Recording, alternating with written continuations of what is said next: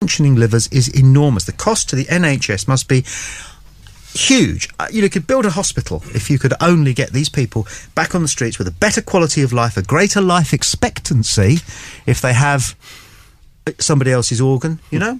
Mm-hmm. So I don't think the insurance is such Well, Gary says issue. people with no insurance should have their organs removed while they're still alive. He's been watching too many Monty Python movies and he knows it. Got a suggestion here. Forget the £500. Give out blacked out helmets. Blindfold them. We need a slogan, don't we? Because for people to buy into this, everything's got to be a slogan. It's got to be a soundbite. And so we got organ, haven't we? So you want to kind of... what do you want? You want to save a life, buy a bike? Save someone else's life. I like it. Good work. Is that an email or a chat? Gary Flockton says, yes. Would it be wrong to mention kamikaze pilots with crash helmets at this point in time? Yeah. Is that freedom of choice? Great. One of those great joke myths that kamikaze pilots wore helmets. No fighter pilots wore helmets during the First World War, did they? They all had those little soft leather things with sheepskin interior to keep their heads warm. But I don't think they'd be much good in a smash.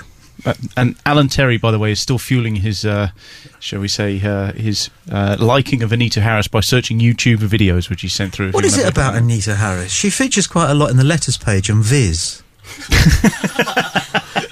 All these guys purporting to be squaddies. Does anybody else read Viz or bother with Viz? Not for a while now, no. No, it came and went, didn't it? Yeah, well, I think when the guy that originally wrote it left, then it was... there must be something about Anita Harris. You got the internet on here. I'll do a search for it in a minute. I bet something will come up. Yeah, she's very pretty. Can I read you another little limerick, by the way, from the email? It says there once was a DJ called Boyd who got a protester annoyed. The protester was vexed at his site's sloppy text and a new web designer employed. From Niven. Yeah.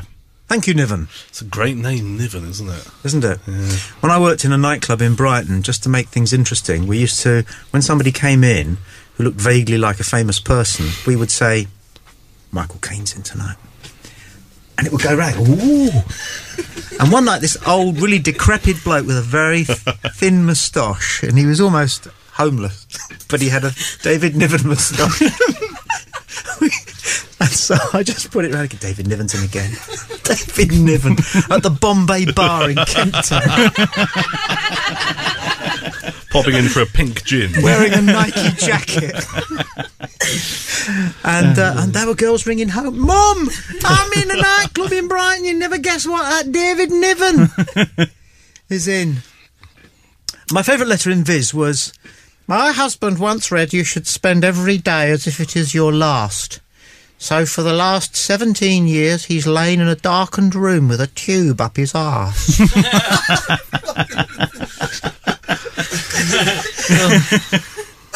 Very detaining. Right, it's 10:02 wherever you are, unless you're in India, in which case it's 10 past. Afghanistan. Is it Afghanistan? Afghanistan as well. Are they 20 minutes out in Afghanistan? 4.5 hours. 4.5 hours? Oh, well, right, yeah. Genius. 4.5 hours. The half-hour thing, isn't that funny? I wonder why, though. Just to be awkward. Ronnie Corbett is not a name that's known to everybody. Or is he? Do we all know who Ronnie Corbett is?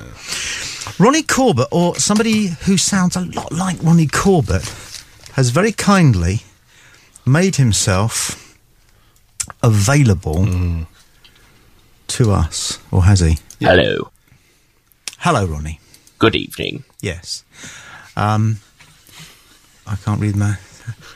I'm fine, thank you for asking. Next. How are you diddling? Yes. Now, it's one of these soundboard things, isn't it? And Laura, could you pretend to be a telephone caller who's taken completely by surprise? Okay. Now, Laura will need something on her ears. Yeah. Okay. Right. Okay. It's one of these things that you... I suggest you don't look at the screen. Okay, it's actually really probably not a easier. good idea. No. Right. No. So what we're toying with doing is, because this guy called Jason is rather brilliant, both at the internet and at doing impressions and comedy and things, we're thinking of, he can do Ronnie Corbett and a lot of other people. Right. The idea is that you're a pub landlady, say. Okay. And we ring you up out of the blue saying that Ronnie Corbett is on the World Service tonight. Okay. All right.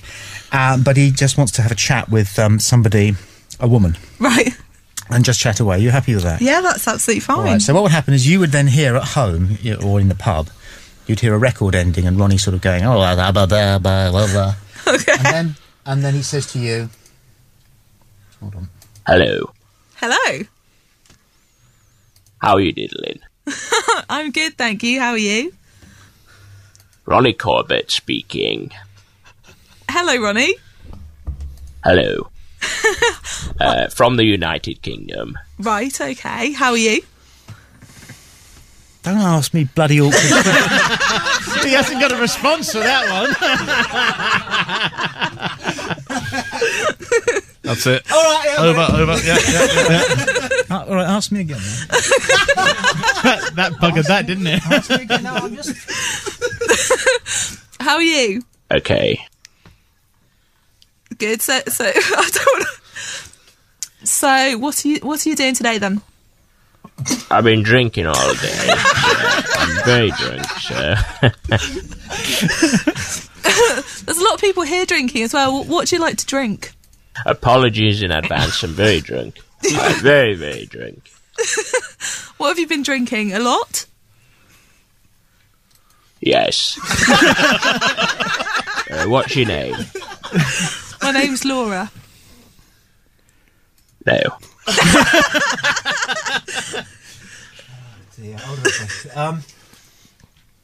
Just asking a few people some questions about sex, if you don't mind. That's fine. Fire away. Pardon the pun. Okay, then. I'm really looking for, a slut. Yeah. Right. Yes. It's weird, isn't it? Because the intonation's slightly wrong. It's very clever of the guy to put in the fact that he's drunk.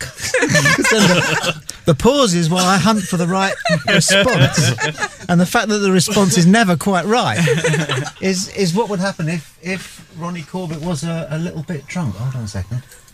Can we arrange a meeting? Come and see me, that sort of thing. I'm sure that would be okay. Yeah. I can't ask you that. I don't know you well enough. What sort of women you? What sort of women do I want? Yes. Oh dear. I can't ask you that. Oh, go on. Oh, all right then. What's the biggest cock you've ever had in your life? I don't have to answer that. I think that wasn't the one I thought you were going to play. Okay, so we're gradually building several strands, aren't we, to this Freedom Fighters convention of ne'er-do-wells and Davy Crockett lookalikes, and doing the soundboards and things like that. And also, Colin was going on about 9/11. We were wondering about doing something, bloody serious at some point, because I do feel strongly about that, because I think my sons are going out onto a planet I suspect is being controlled by half a dozen thumping great crooks. I really am beginning to suspect and fear that. And whatever you say about Stalin and Hitler, at least they got up on a rostrum and said what they were about, but I'm not convinced that whoever might be running the world. So blah blah blah, that and the soundboards and things. And Stuart, you found something on the internet which is a bit 9/11ish. This is great. I'll just play it for you. I'm not going to do the video on the thing. It's an Australian TV news segment where they went out on the streets of New York. It is absolutely true. Although it's got laughter, it's because it was from a blooper show and what have you. But this will crack you. What year did the 9/11 terrorist attack take place? 2000. Was it 2002, I think? 2004.